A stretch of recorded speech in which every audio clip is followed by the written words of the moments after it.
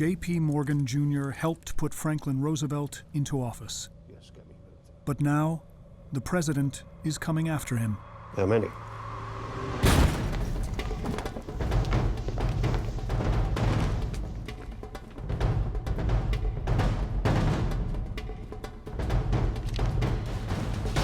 The hell is this?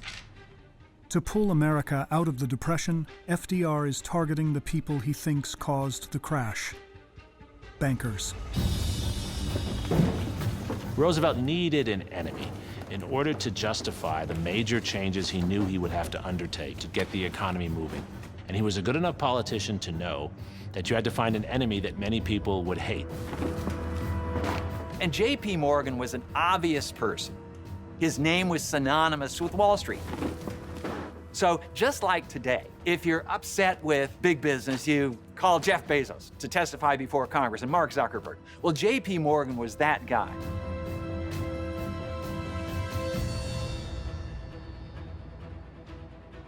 Now, FDR intends to create a public spectacle to ensure that J.P. Morgan becomes the face of the stock market crash. Roosevelt taps a tough New York lawyer, Ferdinand Pecora, to call Morgan before Congress.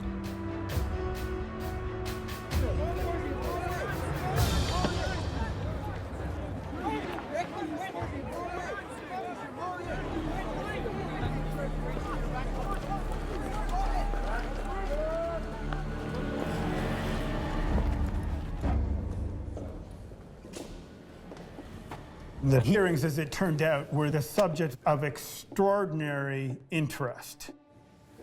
Mr. Morgan, thank you very much for joining us today. It was late May, early June, and it was unusually hot in Washington, D.C. And there was no air conditioning in those days. It was torrid in every sense of the word. You know what proportion of your total business and total profits rise from your transactions on the stock exchange? Oh, I wouldn't know offhand. It would take a long time to find out. What was the reason for not keeping any minutes or other written record of the proceedings? Well, for reasons of convenience. Take a man's time to write them up, and they'd be of no use to you. Indeed.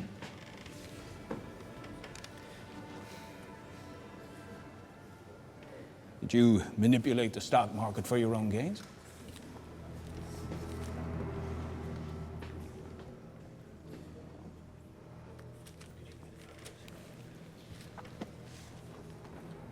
Yes? Yes, no. Mr. Morgan, please answer the question. Yes or no?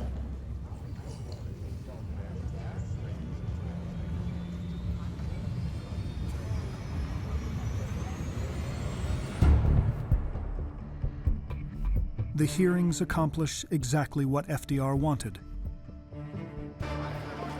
Millions of Americans now believe that J.P. Morgan and his Wall Street elites led the nation to ruin. FDR was not going to coddle the rich. He genuinely believed that the concentration of power in a few hands was bad for our country. But Roosevelt is doing more than just pinning the crash on J.P. Morgan. He's drawing a line in the sand between the rich elites and the rest of the country. He picked his enemies carefully, and he cast them as these dinosaurs who have only their own moneyed interests at heart. And we need to get them out of the way so that the American people can live up to the American dream. To prove once and for all which side he's on, FDR is going to take down another titan who got him elected: Pierre Du Pont. And to do it, FDR will capitalize on a best-selling book about World War I. The idea behind the merchants of death was that the United States government and the American people were dragged into war, were duped into war by bankers, by industrialists, by people who were going to profit from war. And one of the chief villains that they arrive at is DuPont. Pierre Du Pont and the DuPont company were deeply offended by this. They really, genuinely did not see that they had done anything criminal. DuPont soon finds himself the subject of a congressional inquiry.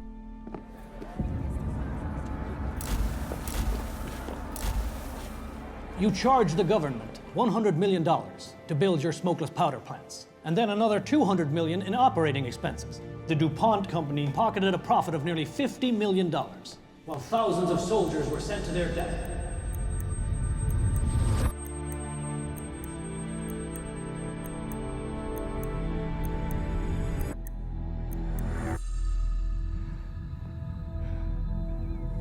You are quite simply a war profiteer, an outlaw, operating not in accordance with the interests of our For nation, DuPont, but rather in accordance with your personal everything finances he's tried to leave behind at the expense of American lives. resurfaces. DuPont and the DuPont company get the label of being a merchant of death, which is catchy and horrific.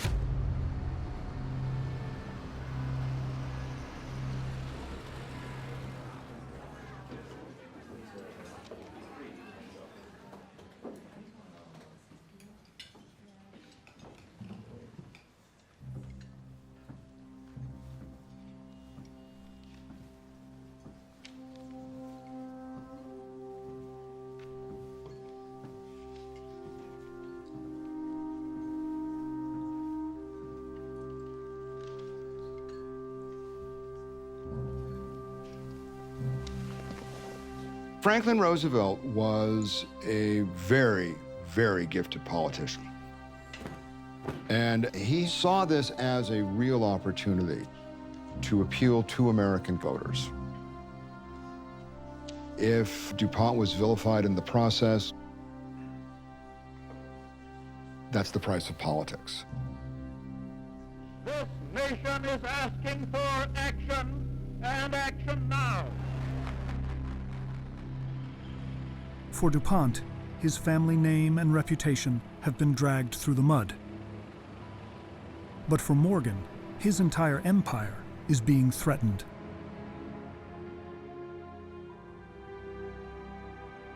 Congress passes a law that sets new rules for how Morgan can operate.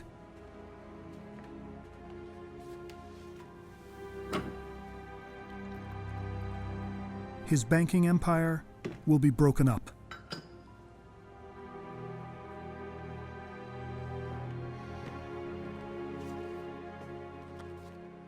You have these titans who are used to calling all the shots, who are used to having things go their way. They didn't like government interference. Unable to conduct business how he wants in America, Morgan turns his focus to an area FDR can't touch, outside of the US.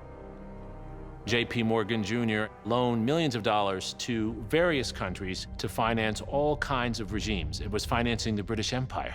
It was financing the French Republic. And it was financing Japan and Germany as well.